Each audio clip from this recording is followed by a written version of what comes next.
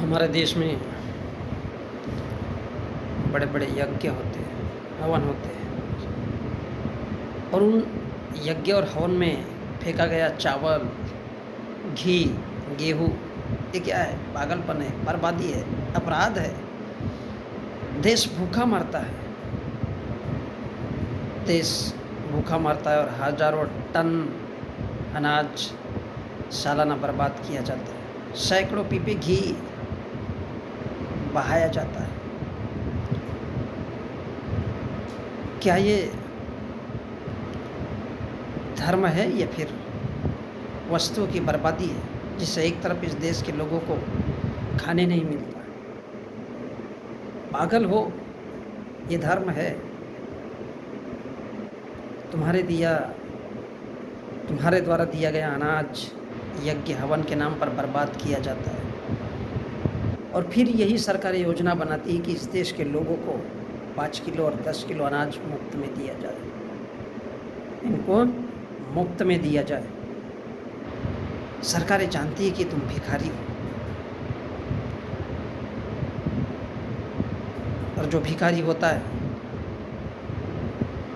जब उसे ये पता होता है कि भीख मुफ्त में मिल रही है तो वो अपने अधिकारों के लिए लड़ना ही छोड़ देता है। उसे मालूम हो जाता है कि जब मुफ्त में मिल रहा है तो उसके दिमाग से ये बात हट जाती है कि अब हमें इन बातों के लिए लड़ना है।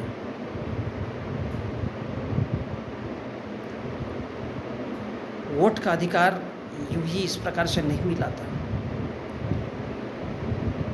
उचित प्रतिनिधियों का चुनाव करो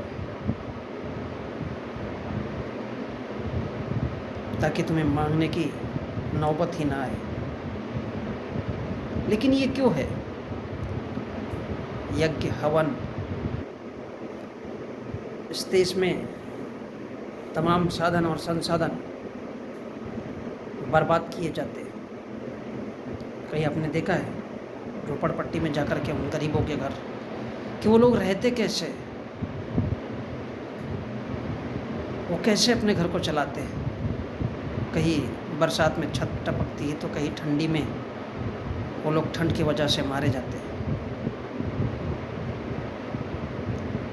ये गेहूँ, चावल और सैकड़ों पीपे तेल, इससे जो पैसा बचता है वो उन पर लगाया जा सकता है, लेकिन इस देश की सरकारों को और इस देश के लोगों को भी कोई मतलब नहीं है। उन्हें तो यज्ञ हवन में वो बर्बाद होते हुए आंखों से देखना है, क्योंकि सरकारें भी जानती है और लोग भी जानते हैं कि हम तो भिखारी है। इसीलिए तो तुम्हें 5 से 10 किलो की सिर्फ मुफ्त में चावल दिया जाता है। उनको पता है भिखारियों की औकात इससे ज़्यादा नहीं होती है। वो कभी सोच नहीं रखते, वो कभी सोच नहीं रखते, अब कभी अपने अधिकारों के लिए लड़ नहीं सकते। और जो अपने अधिकारों के लिए नहीं लड़ सकता है वो भिखारी हो सकता है, गुलाम हो सकता है, इससे ज़्यादा क्या होगा? हम जानते हैं हमारे देश में इसी तरह से और भी बहुत सारी वस्तुएं, दूध बर्बाद किया जाता है 1000 लीटर आस्था के नाम पर। ये क्यों है?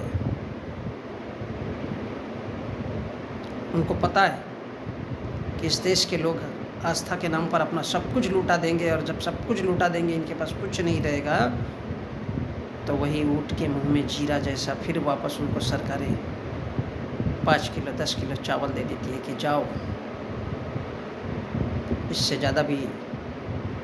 लेकिन शिक्षा का प्रबंध नहीं किया जा सकता, क्योंकि शिक्षा होगी तो इसका विरोध होगा कि गेहूँ, चावल, ये सबको व्यर्थ क्यों बहाया जाता है?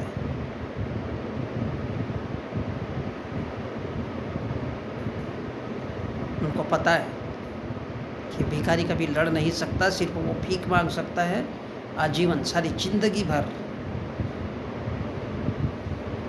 और वो भीख ही मांगता रहेगा।